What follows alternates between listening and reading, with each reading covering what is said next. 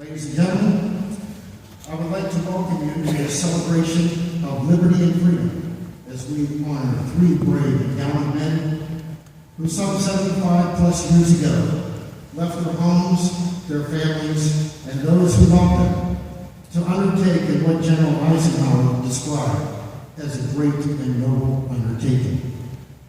Thank you, all of you, for honoring them with your presence here today.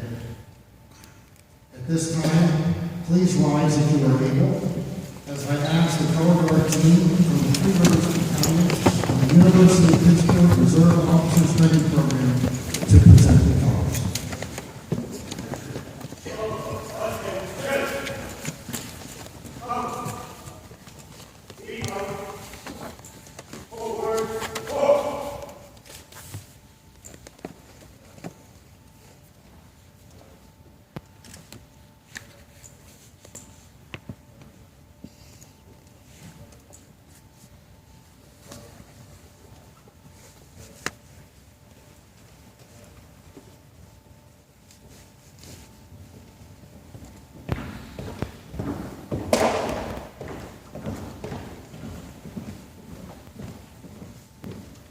Mark time, march! Color guard, halt! Left, face! Present, colors! At this time, ladies and gentlemen, if you will, please stay as you are. I would like to introduce Ms. Brady Collins as she performs our national anthem, the Star Spangled Banner.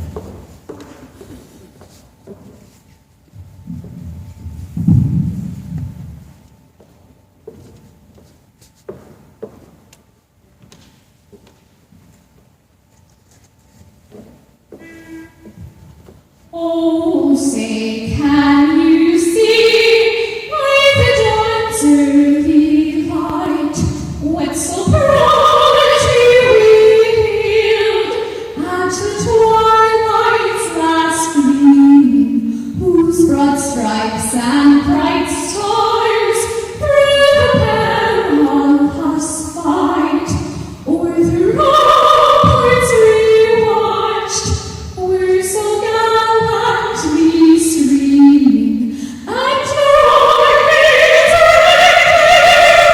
bombs bursting below through the night, that our flag was still there.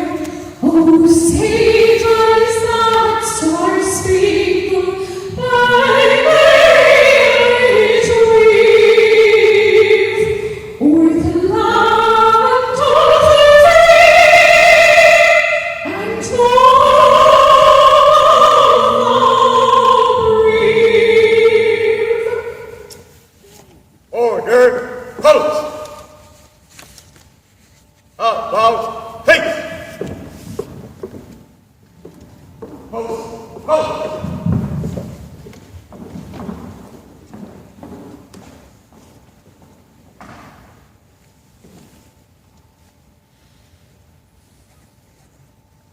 Left, face!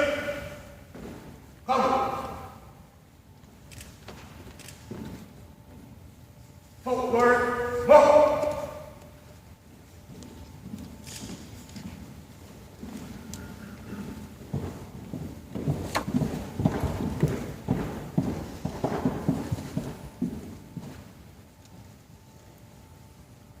Thank you, ladies and gentlemen. Please be seated.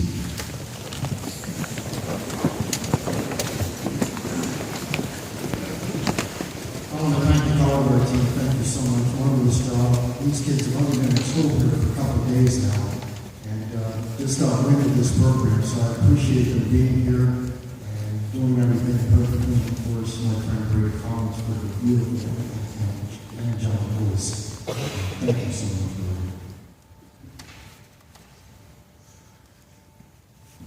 As we progress into our program today, I would like to take a moment to remember the servicemen and women who have selflessly served in the cause of liberty and freedom. Please join me in a moment of silence, remembering those who have given that last full measure of devotion. which President Lincoln spoke so eloquently of, depicted behind him in his immortal Gettysburg Address.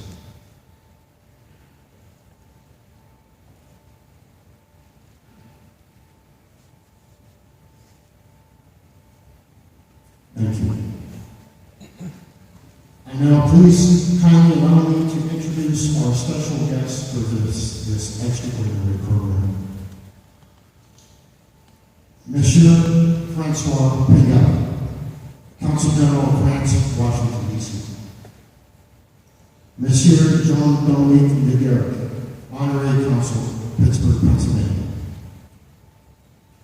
Madame Françoise Crozet, living legacy of the liberated citizens of France. Brigadier General David Payback, United States Marine Corps. Representative Clark Wentman, Pennsylvania State Governor, Representative, 17th Legislative District. Representative Brad Rowe, Pennsylvania State Representative, 6th Legislative District.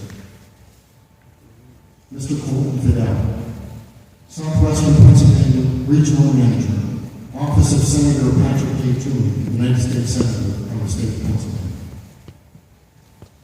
All veterans present, the Army and Air Force, ROTC cadets from the University of Pittsburgh, and the Navy midshipmen of Carnegie Mellon University, ROTC program. Thank you very much for joining us here today.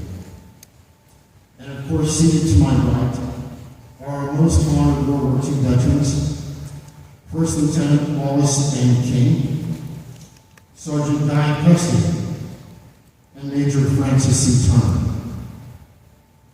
And I would like to extend a very special welcome to Dr. Rory Cooper, Distinguished Professor, Department of Rehabilitation Science and Technology, Assistant Vice Chancellor for Research and STEM and Health Sciences Collaboration here at the University of Pittsburgh, and the founder and director of the Human Engineering Research Laboratories.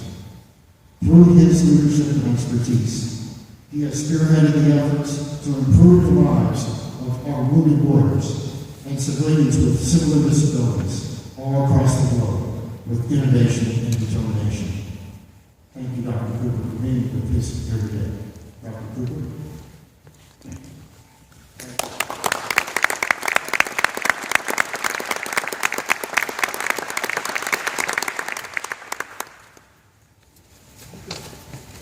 My first featured speaker here, and I titled this part of the program, From the Heart of France.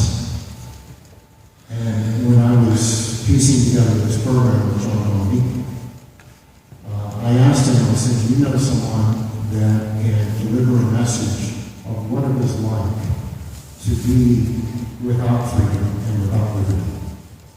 And he suggested Françoise Crozet. A resident of Pittsburgh, of the Pittsburgh area for the last 40 years, Madame Françoise Crozet is a living legacy of those whose liberation was held in balance of freedom during the Second World War. Her ancestors of Madame Crozet lived through those perilous times of German occupation from 1940 until the liberation was won by Allied forces in 1945. From my personal perspective, having been to France many times over the last 20 years, I could testify to the true reverence and respect that the citizens of France have in their hearts for their liberators like those with us here today. To convey those feelings directly to all of us, and especially to First Lieutenant King, Sergeant Prestia, and Major Turner, ladies and gentlemen, please kindly welcome Francois Crozet.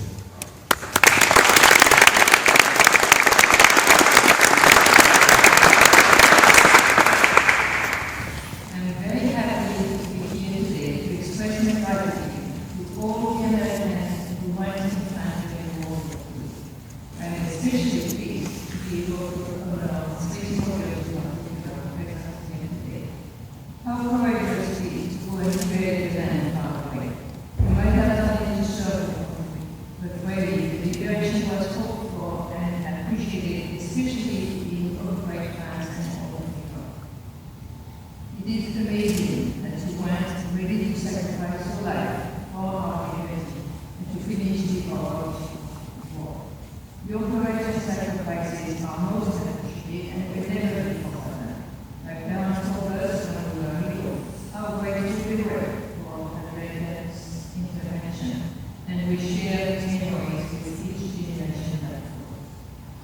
May your mother purpose that the peace was announced in the town of home, with the cathedral and all the church bells, ringing loudly back and forth. Suddenly people came out of the houses, cheering, shouting with happiness and grief, embracing each other with tears of hope. An American officer and colonel that lived in my grandmother's house at that time. The moment he stepped out of the house, he was carried on shoulders, carried out into the streets in celebration and joy. Everybody in the village, town, and city felt that relief. The liberation was an American feat. You know what I was saying. Serving as a fighter pilot, I salute your bravery. You have made so much for peace. Sergeant Guy Prestia. It is hard to fathom life in an infantry division and being part of the liberation of that holocaust condition camp. What great accomplishments. Major Francis Turner, sweeping for lines on the front line, protecting infantry during the Normandy invasion, and being part of the Valor of the Valor. It is unimaginable to be so sacrificed. The extraordinary heroism, portrayed by the chivalry, certainly deserves the highest French award of the year.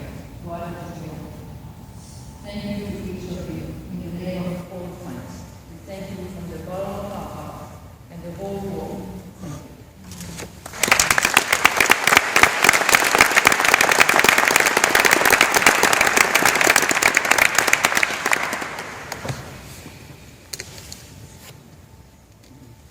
Thank you, Francis. Very beautiful and from the heart. As a United States Marine, Southwestern Pennsylvania native, General K-Pac's military career spanned over 33 years of dedicated and honorable service to our great country. As a commissioned officer following his graduation from the U.S. Naval Academy in 1976, he earned his wings as a naval aviator and as a CH-53 Sea Stallion helicopter pilot in 1979. During his extensive service, he has held numerous aviation command and staff assignments, including tours of duty in support of Operation Desert Storm and the global war on terror. Not one to end his commitment to the citizens of our great land following his retirement from the service. He has dedicated his drive, energy, time, and talent to the Travis Manning Foundation, serving as an advisor for Community 9/11 Heroes Month, which honors local veterans and first responders. Ladies and gentlemen, please kindly welcome Brigadier General David K-Pac, United States Marine.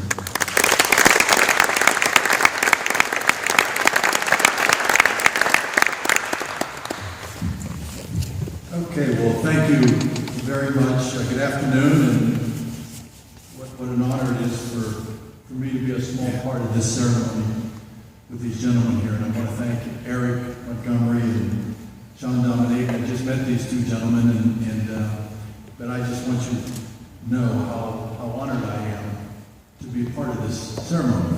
In a few minutes, I'd just like to kind of send a couple messages to you if I can. But I'd like for you, everyone, just to kind of take a second, a respite, if you will, from all that's swirling around us in these days, whether it's natural disasters, whether it's the geopolitical events, whatever it is in your life, just kind of flip that switch and just be here in this moment, because as we all know, we can be overcome by events, and moments like this kind of pass us by. But I really, when I speak, I speak a lot to young people, and I see some here, certainly the young students here that are moving on with their college careers in the military. But just, I want you to just, if you can, to do that for me. And I had notes, and I've got a few scribbles down, but I just have so much on my heart that I just want to share a couple points of that with you. Anytime I've ever in the company of World War II, Korean War era veterans, I'm just in awe. You ever think about why we stop and recognize people like this? You know, we have recognition in our culture and in our society, in all walks of life. The championship teams, the people that achieve at work, all that. That's part of who we are. But for our military servicemen and women, our first responders, it's a little bit different. I mean, obviously we're in this building that honored the Civil War veteran. But our military men and women, and certainly our firefighters, law enforcement, first responders, you know, they make a decision somewhere along the line to serve. And part of that service that's called upon us is to really give it all. The last full measure, as we say. So those people that wear the cloth of this nation, when we recognize them, whether it's in your communities at Memorial Day, 4th of July, Veterans Day, it is so special. And when we talk about what's happening now, and we talk about the 9/11 anniversary coming up, and we'll never forget, and we talk about how in our communities, this generation, in the Korean War era generation, they're passing on. So how does that legacy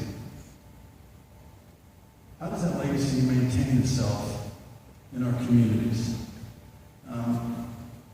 By doing things like this. Certainly we honor these three gentlemen and their families. And I just hope and pray that the young people here have some idea of their history. And I encourage that all the time. My dad died a few years ago at 101. And when I would try and get my grown children now, my daughters, to sit and just talk to him about the Depression, talk to him about World War II, and all that whole part of his life. And he never really wanted to do it. But it's so important because of the young people that are back here behind you. And all of you young people that have a uniform on now. You've got to catch this. And to you three gentlemen up here are honorees. That legacy that you leave behind, those stories and that history, is so important. As a Marine, Marines in here, you know, we all do. We stand on the shoulders of the Marines that have gone before us, who fought at Valor, Guadalcanal, Iwo Jima, and a cousin, first cousin that was killed, landing on Iwo Jima. The Chosen Reservoir, Way, Fallujah. We stand on the legacies of those Marines. And every service is the same way. But if that's not passed on, that inspiration that you all provide, and you may not even know it, you don't even realize it. But we have to grab that.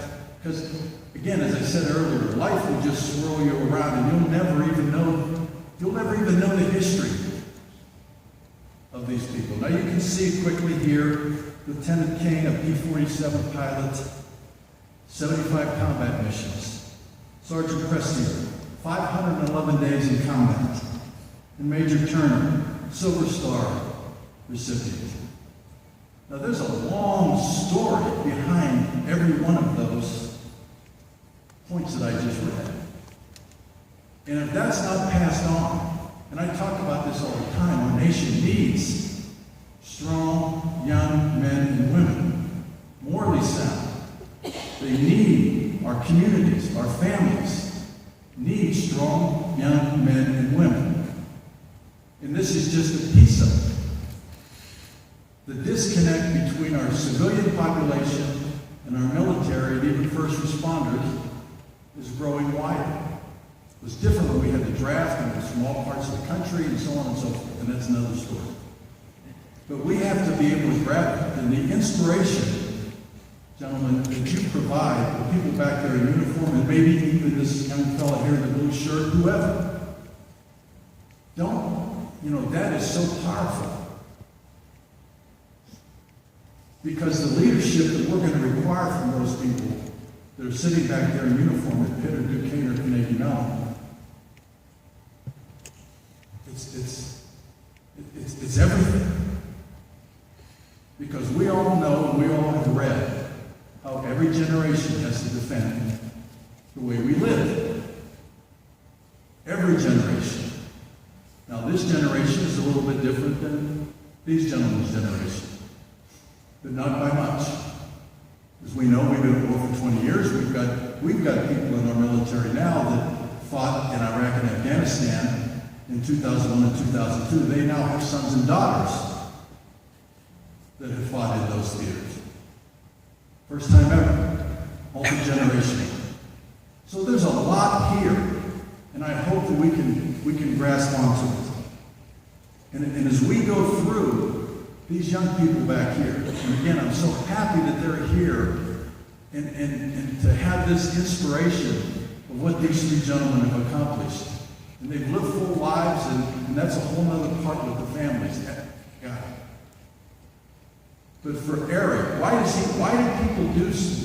Eric and his team spend all the time, effort, and resources to put these things together? And in your communities, why do people do what they do? Thank God that they do. But don't take these for granted. Don't take them lightly. And our generation back here in uniform at these universities, they're very talented, very well educated, could do anything that they want to do in life. And they chose to serve. And I don't take that lightly. Our all-volunteer force now is second to none. The quality that we have is second to none. And this is evidence of it right here. So, again, our country needs inspirational gentlemen like up here. Or maybe some others, people sitting out here, from this military first responder perspective. Because they need to see it. We all need to see it. But especially the young people. I have 8 grandchildren. I try and always figure out a way that their mind opens and closes quickly. You never know when something's going to register. But these kinds of events are so important. Teaching them about the difference between Memorial Day and Veterans Day. Why we do what we do. Because if we don't teach them that, well, we all know what other people will put in their heads. And this is so critical. So again, I want to thank Eric and John Dominique for allowing me to come to just be a small little piece of this. It's an honor for me as a Marine Corps veteran in southwestern Pennsylvania. One of the reasons I came back here after 50 years, quite honestly, is because of events like this. These are powerful. And there are a lot of parts of the country that don't do this. Jokes me up even to thinking to say that. But I take this very seriously, especially with our young people, and teaching them about leadership and character. Because our country needs it. Our families need it. Our communities need it. So again, Eric, thank you. Gentlemen, congratulations. Again, it's an honor. I can't believe that, and I say this respectfully, that you're as old as you are, because you certainly don't look. It's unbelievable. You guys have hardly any wrinkles in your faces. But thank you, and I would love to pick your brain at some point, but I know that time doesn't permit. But again, it's been an honor. Thank you.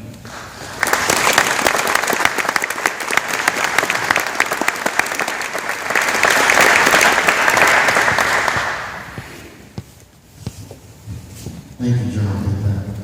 You know, we talk a little bit about the next great generation. I'll reflect on this a little bit later at the conclusion of our program. But I challenge the young people here to step up and be as good and as great as these guys. I met John Dominic with Derek several years ago at the D-Day event in Colorado, Ohio. And over the pandemic, Mr. Turner, Mr. Prestia, and Mr. King have all waited a long time to receive their medals confirmed in the pandemic era. I called him a couple months ago and I said, Jean-Dominique, we need to do something because these three gentlemen have been waiting too long. And so, what can we do in the city of Pittsburgh or in their hometowns to award them the French Legion of Honor? And so that phone call has led to this, and several other phone calls with families, the Prestia family, the King family, the Turner family, all coordinating their efforts, as well as the representatives and French Consul General, of course, Paul Lincoln, Washington, Jean-Dominique, Madame Jose. It has just been a labor of love for myself to put this together, and I couldn't have done it without Jean-Dominique.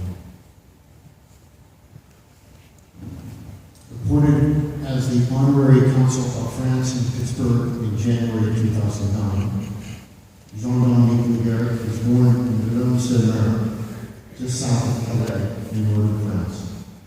He holds a master's degree in electrical engineering and also in business management and in law right here from the University of Pittsburgh.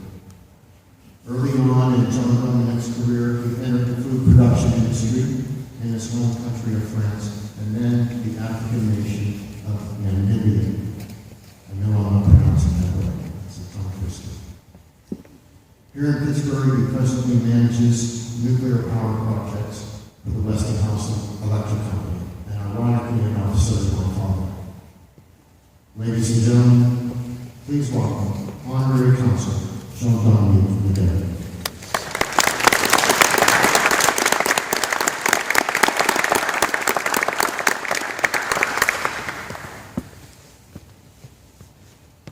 Thank you, Eric, for your introduction, and thank you for the organization of this event and its many facets.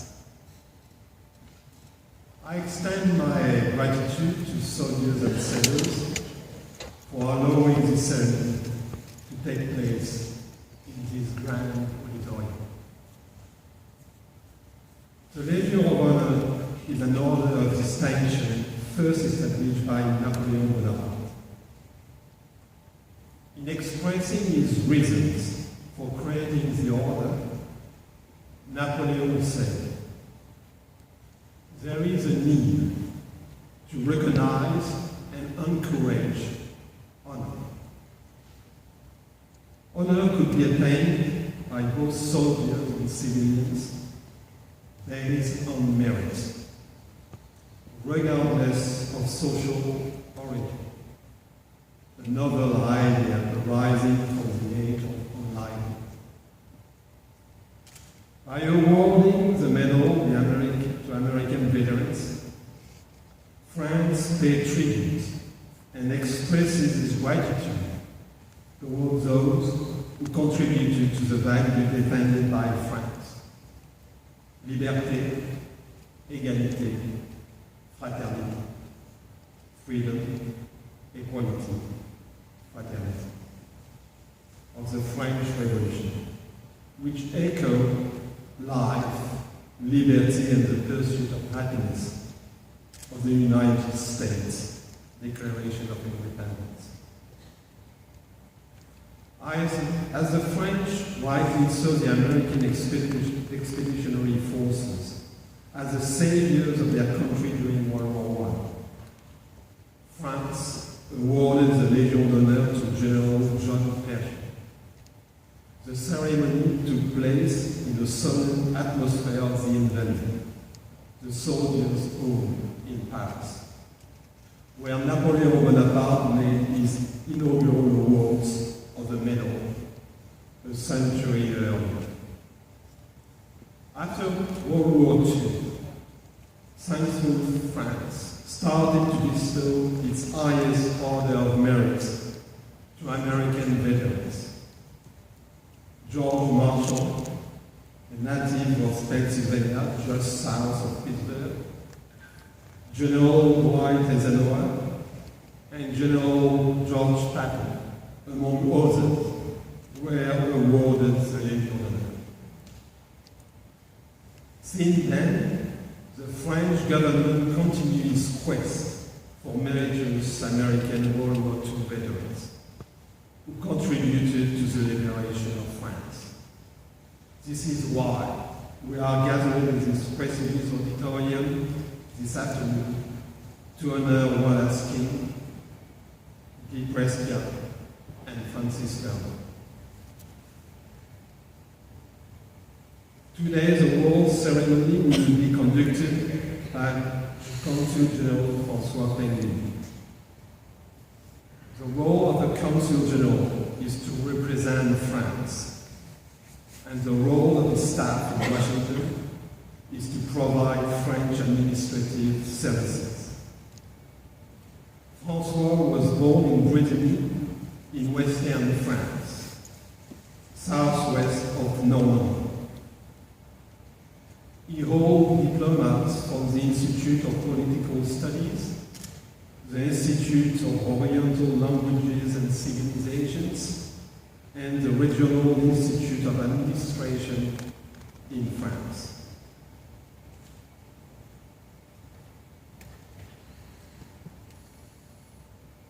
François began his diplomatic career with the French Ministry of Foreign Affairs in 2001. Followed by assignment in Algiers, Jerusalem, and Abu Dhabi. François took office as Consul General in Washington, D.C. in September 2019, and he represents the Consular District of Washington, which covered D.C. and the 5 states of Pennsylvania, Maryland, Virginia, West Virginia, and Delaware. Ladies and gentlemen, please welcome Consul General François Penguin.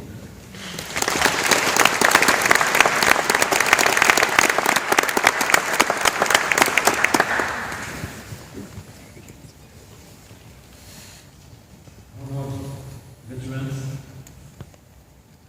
Brigadier General, Honorable Representative, Honorary Consul, Village of the Week, distinguished guests. It's a great honor for me to be here with you today in such a magnificent place to bestow the Legion of Honor upon 3 distinguished American veterans of World War II, Mr. Wallace N, Mr. Guy Prestia, and Mr. Francis Valor. I would like to warmly welcome them and their relatives and express my heartfelt thanks for their presence. This medal is a token of the everlasting gratitude of my country for their decisive participation in the liberation of France, in recognition of their bravery and commitment, because we simply owe them our freedom. Before I continue, and since we are honoring today veterans of the U.S. Army, I would like to pay tribute to the memory of the 13 U.S. Marines who recently lost their lives in Afghanistan, together with Afghan civilians, while helping those who wish to flee the terror. I would like also to have a thought for all the soldiers who fought against terrorism in Afghanistan and elsewhere, and for those who are still fighting today. The sacrifice made by the US soldiers throughout the World War II and during the liberation of France will forever embody the deep friendship between our countries. As you know, France and the United States are known as the oldest allies. This enduring alliance between our 2 countries was forged in history. Shortly after my arrival in Washington, in October 2019, I was invited to participate in the commemoration of the 238th anniversary of the victory of Yorktown, Virginia. I realized then the instrumental role of France in the birth of the United States during the War of Independence, when General Lafayette, together with General Rochambeau and Admiral Douglas, helped General Washington and his patriots to secure their independence. In a few days, we will celebrate the 214th anniversary of the Battle of Chesapeake, in the presence of the Chief of the French Navy, Admiral Pierre Vendy. It was indeed the beginning of a very special relationship. This alliance remained strong along the centuries, and on many occasions, the contribution of the United States was decisive in the destiny of France, as well as for the rest of Europe, especially during World War I, when the American soldiers helped us to win important battles like in Saint-Mihiel-Guabello and Château-Thierry, and again during World War II in North Africa, Provence, and eventually Normandy. As the President of the French Republic, Emmanuel Macron, said on the occasion of the celebration of the 75th anniversary of the D-Day in Normandy, quote, "The victory against fascism and inhumanity would have been impossible without the decisive contribution of the United States of America and the sacrifice of its soldiers." End quote. Mr. Wallace N and Mr. Guy Prestia, Mr. Francis Dunn, you embody this long-standing friendship and shared values between our two countries.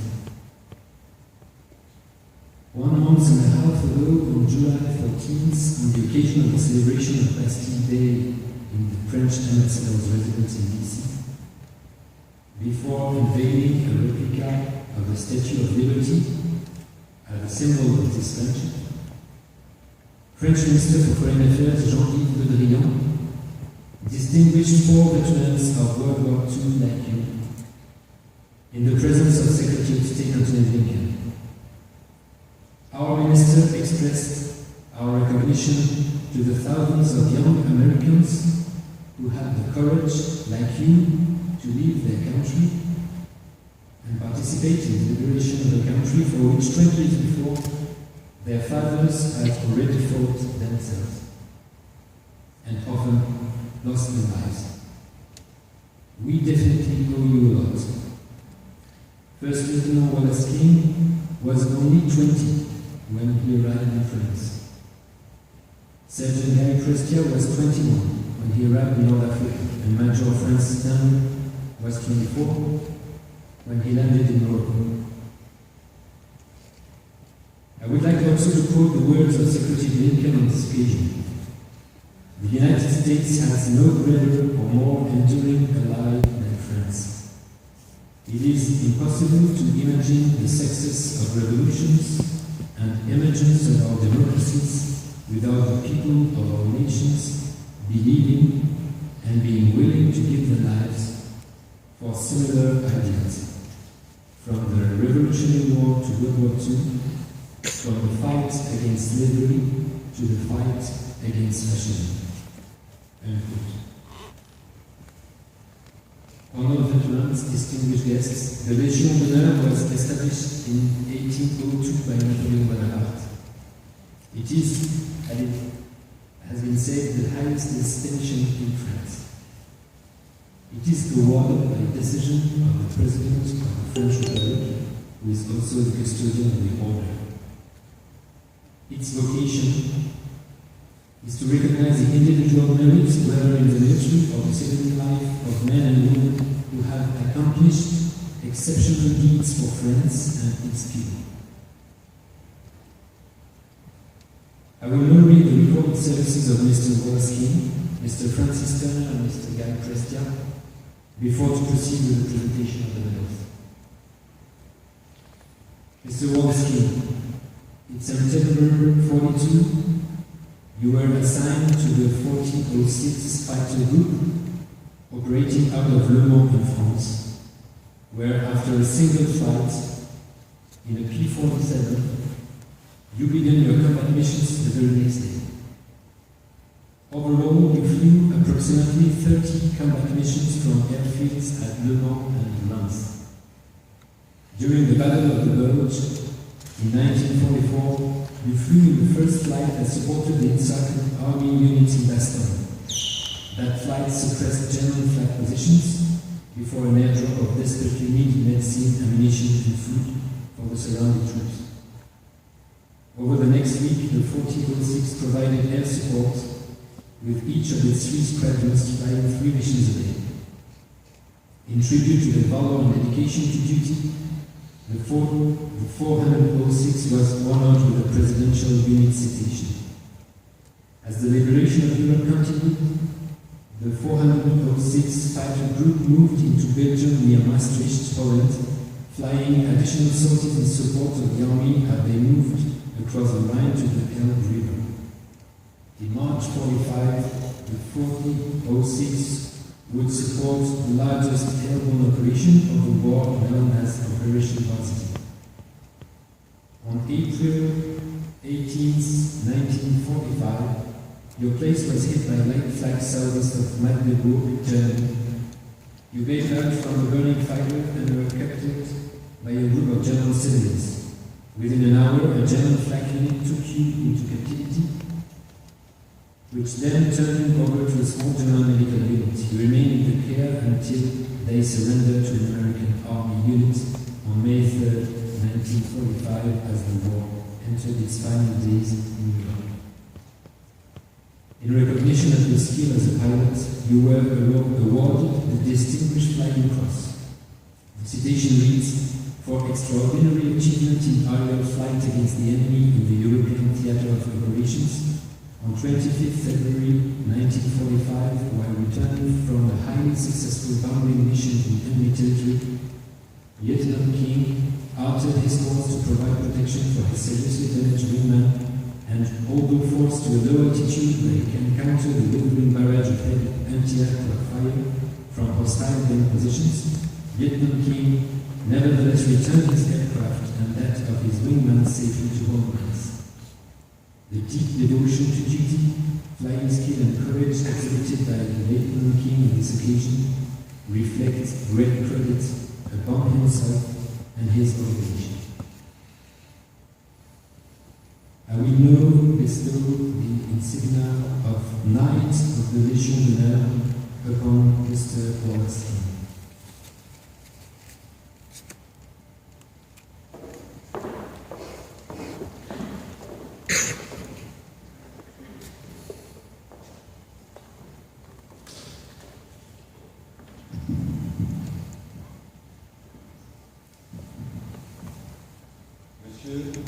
Monsieur Wallace N, au nom du Président de la République, nous vous remettons les insignes de chevalier de la Légion d'honneur.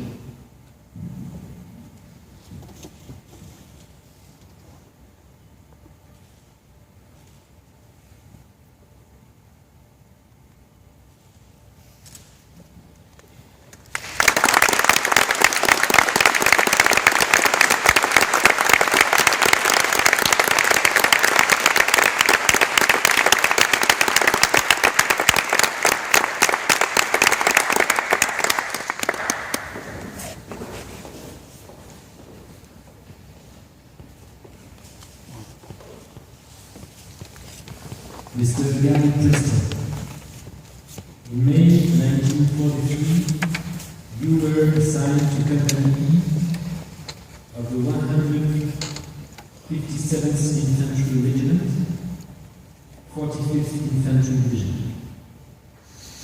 After sailing to Africa, you entered combat with the 45th Infantry Division, landing in Sicily in June 1943.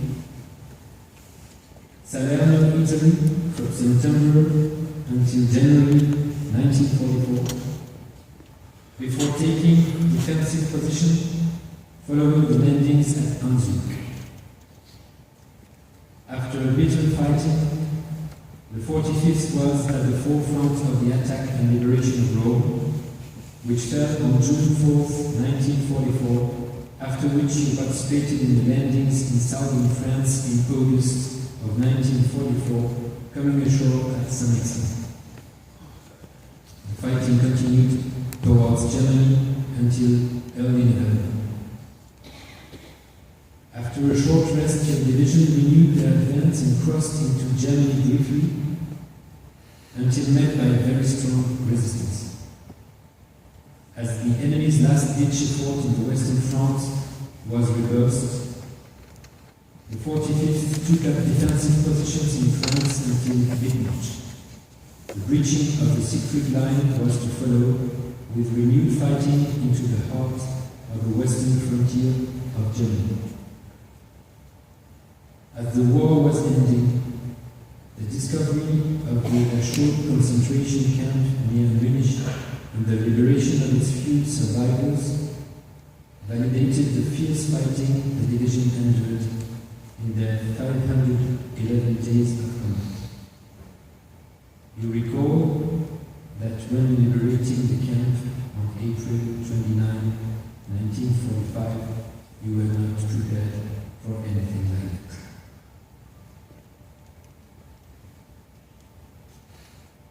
I will now bestow the insignia of Knight of the Legion d'Honneur upon Mr. Guy Prestia.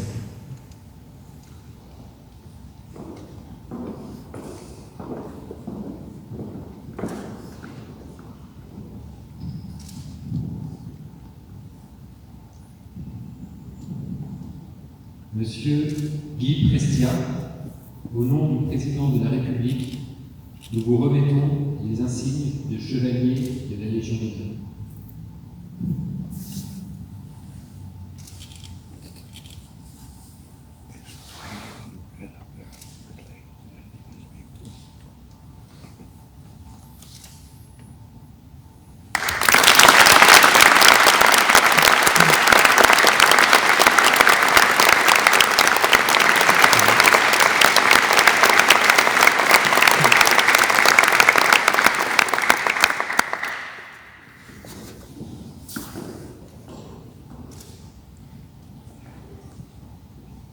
Mr. Francis Stern,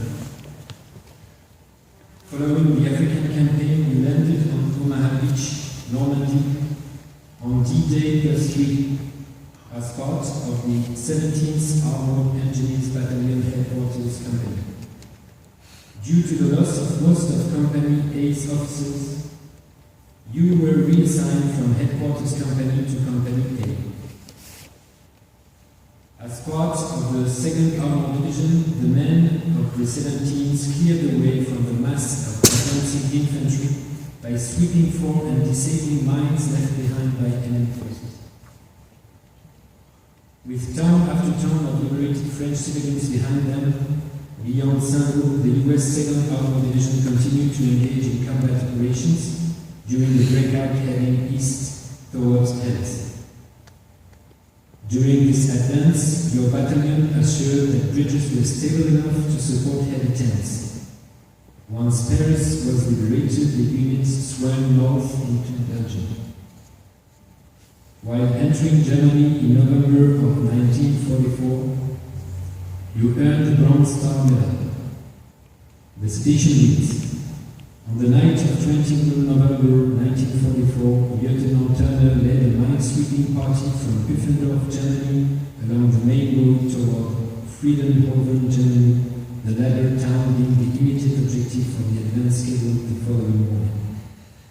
Lieutenant Turner's mission was to clear a gap to and over the tank ditch in order that the tanks could deploy over the flat ground to attack the town. He completed his mission despite the fact that enemy patrols were active in the area.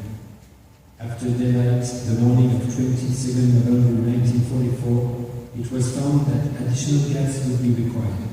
Lieutenant Turner and one mine detector operator cleared the additional gas in full view of the enemy. This work and accomplishment directed by Lieutenant Turner reflected high credit upon himself and upon the military service. Your extraordinary service will continue as the 2nd Armored Division advanced further into Germany. For actions in Brunswick, west of Berlin, you will be awarded the Silver Star Medal. I will now bestow the insignia of Knight of the Legion d'Honneur upon Mr. Francis Stern.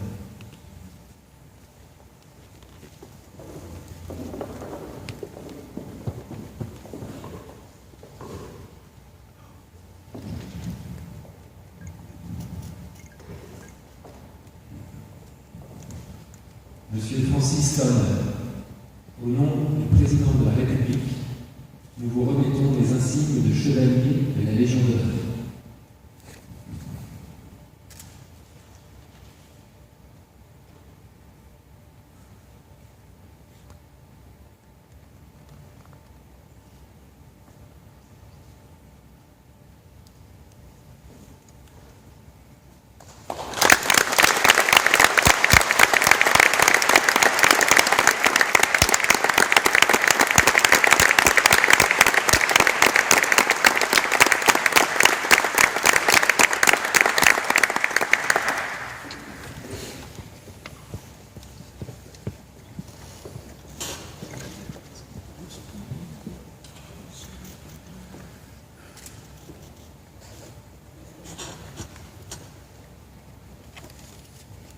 Thank you, Council General, and congratulations, gentlemen. I've known you now for several years, 5 or 6 years, some of you. Mr. King, maybe 3 or 4. Mr. Turner, I think the longest, and Guy, I've known you for, about 5 years now. And these gentlemen, as remarked by General Paypack and all the dignitaries from the French government, certainly have earned their just reward. Let us not our government be unheard from.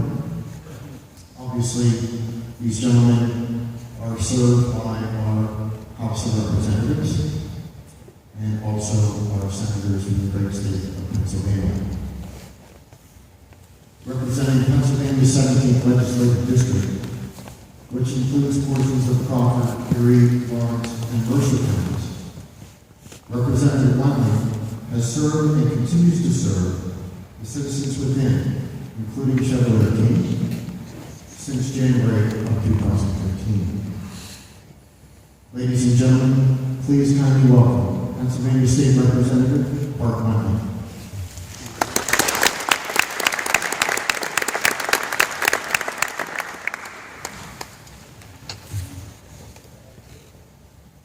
I'm honored to be a part of this special day. I want to start off with a short quote by Albert Davis, which remains true to this day. He said, "This nation will remain the land of the free, not only so long as it is the home of the brave." It is a powerful quote because of all the courageous men and women who are either considering serving or are past and present members of the armed forces are what make this country strong and great. No matter your status in the military or where you are, know this: you will always have the support from your legislators, families, friends, and hometowns.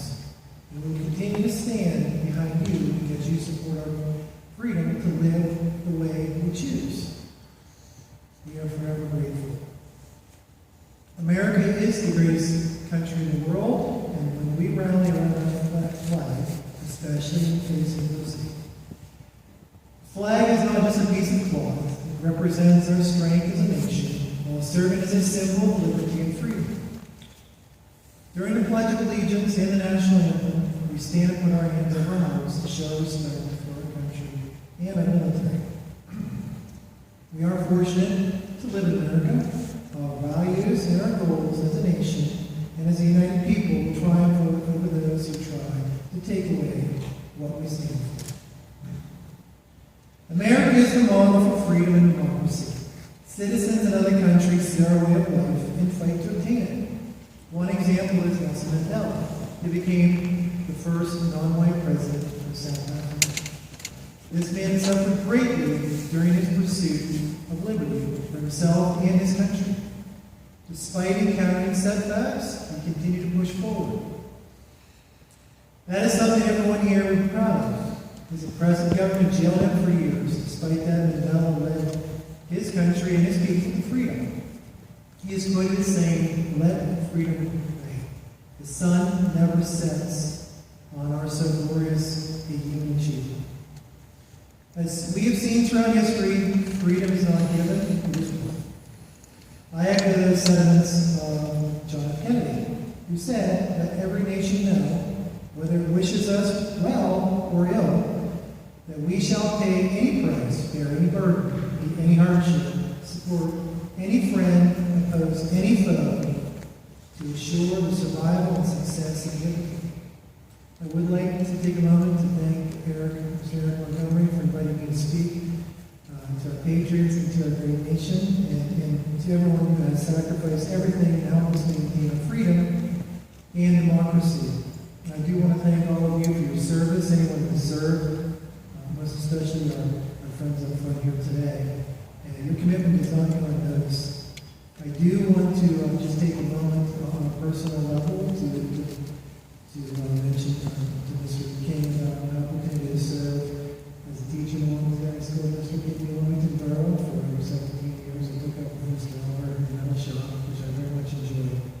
And I also had an opportunity to ride on my bicycle across the country for this. And the reason why I bring that up is not to talk about that, just the fact that that route was established in 1976 across this great nation.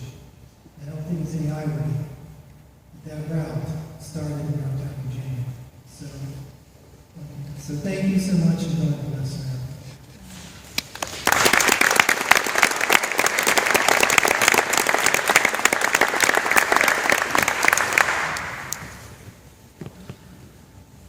Thank you, Representative Whitford. I think it's been, 4 or 5 years since we met each other, yes? And I want to thank you for your continued friendship and support of our mission.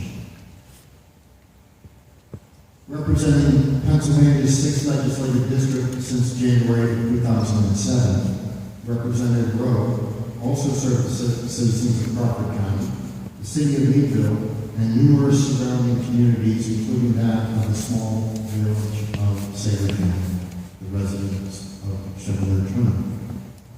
Ladies and gentlemen, please kindly welcome Pennsylvania State Representative Brad Rowe.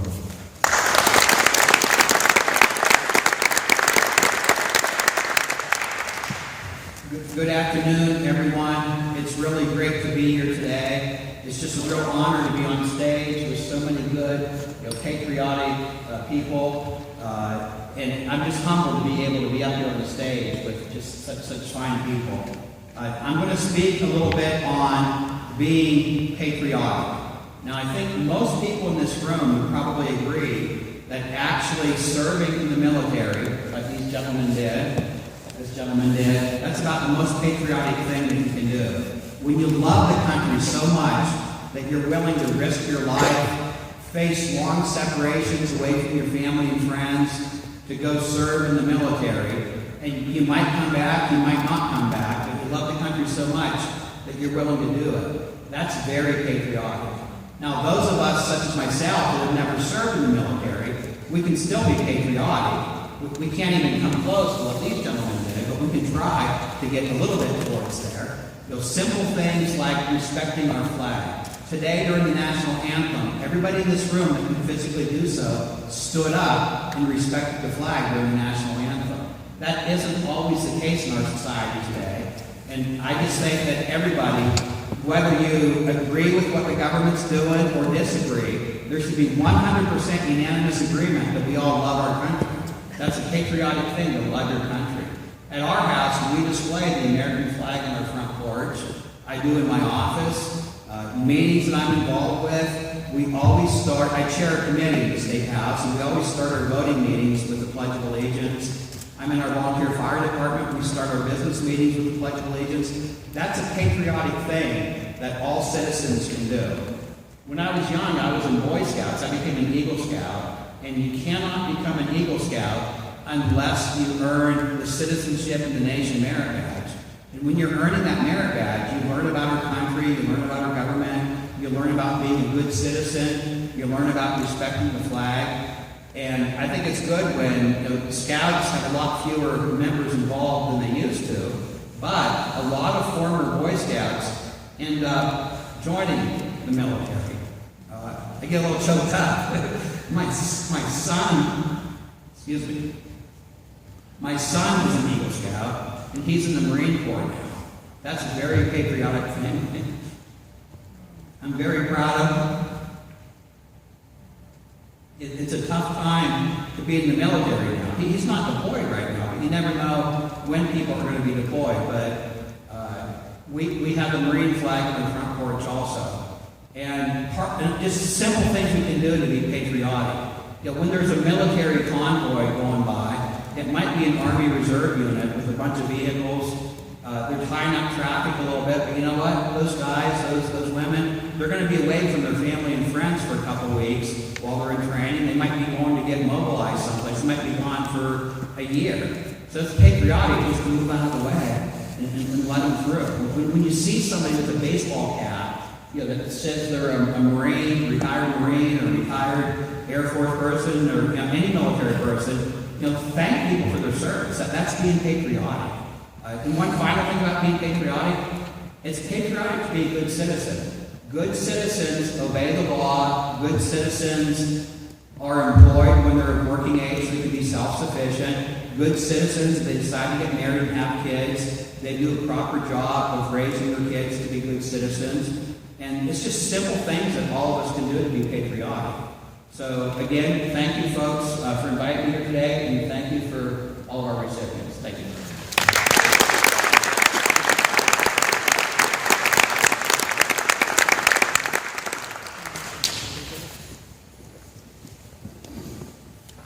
Thank you, Representative Berlin.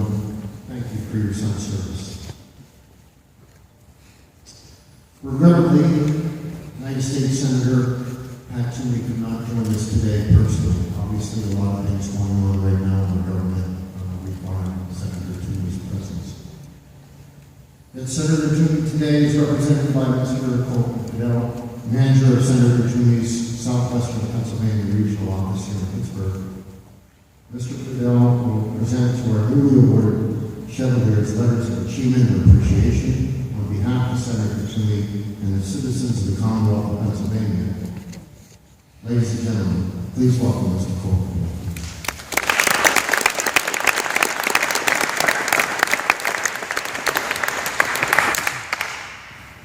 Good afternoon, and thank you for allowing me to be with you all today.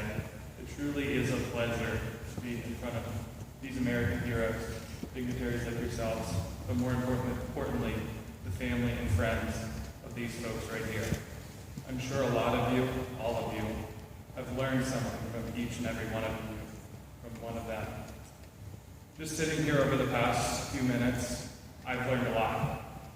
I've learned about the heroism and the sacrifice that each one of you presented when called on for your country. And I thank you all for that. On behalf of Senator Toomey, I have certificates for each one of you that I will present. He does send his regrets, but thanks you for your service to this nation.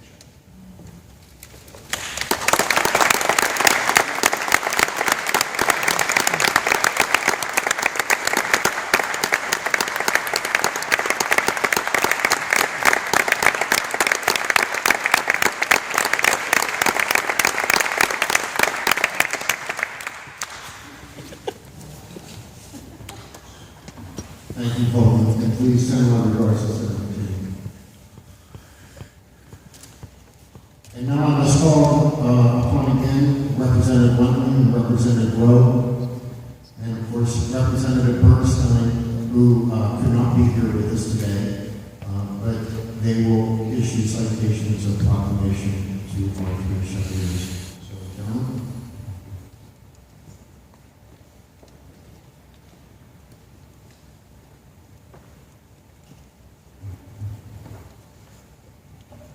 Well, it is our honor, Representative Wentling, Representative Bernstein, who couldn't be here today, and myself. It's our honor to have citations from the Pennsylvania House of Representatives for all three gentlemen. And the information in the citation is the same information that was talked about earlier, so we're not going to read through the whole things again. But we would like to say that on behalf of the Pennsylvania House of Representatives, we'd like to present you with these citations.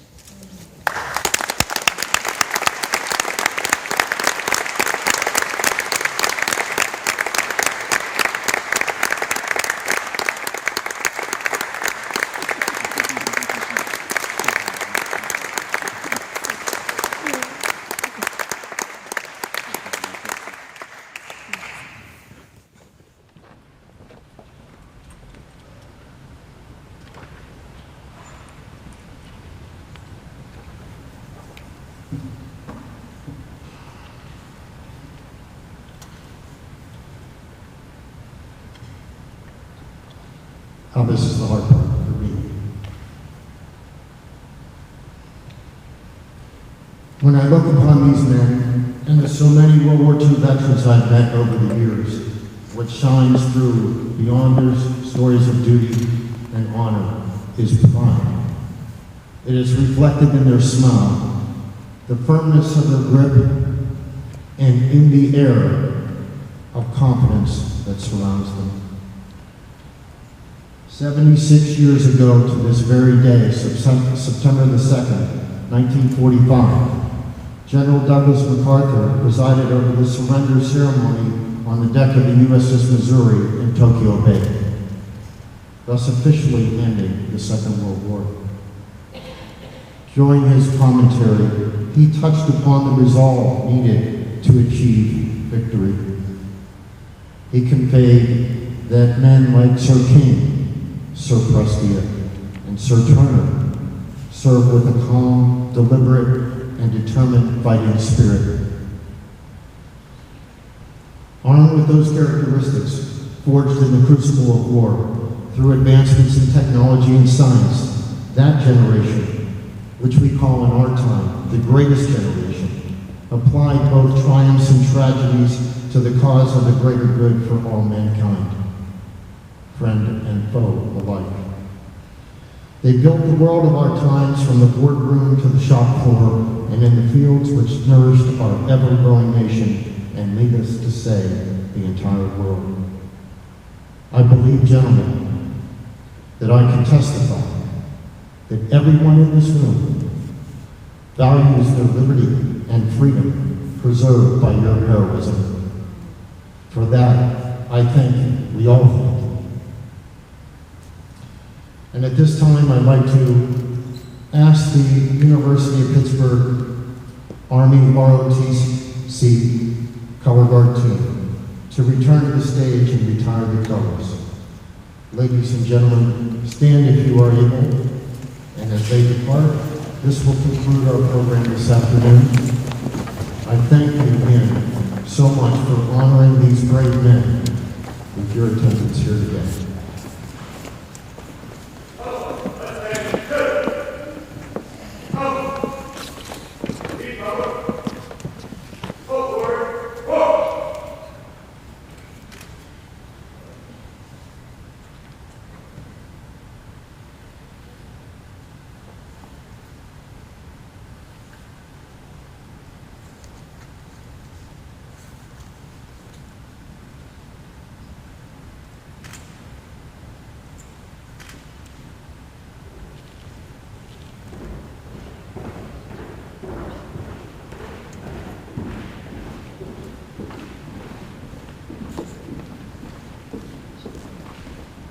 Mark time, mark!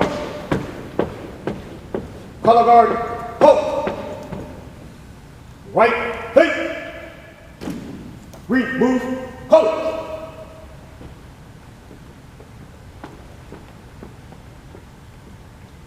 Left, face! Cover!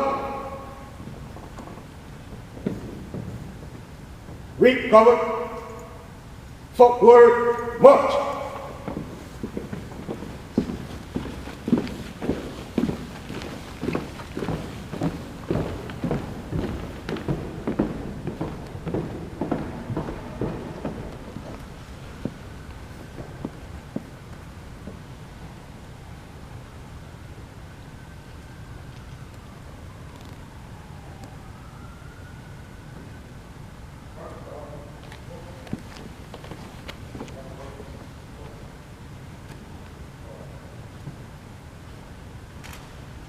Ladies and gentlemen, thank you so much for attending.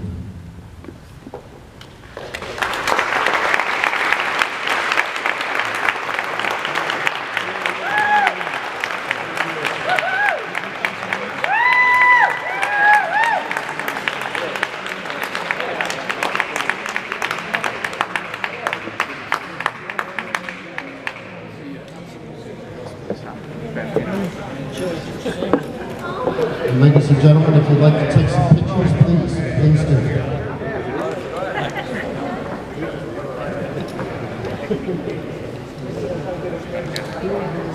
So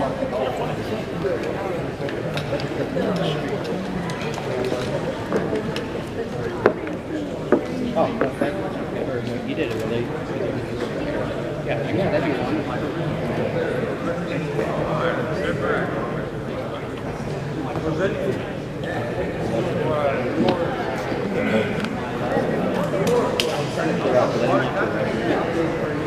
I would be honored if I could have a picture with you.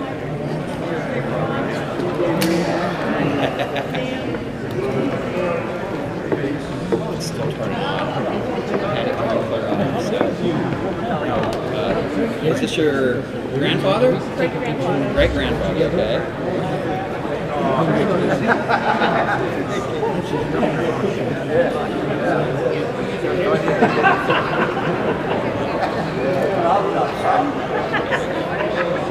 Oh, no, you didn't. You didn't get in. You photobombed her. Oh, yeah.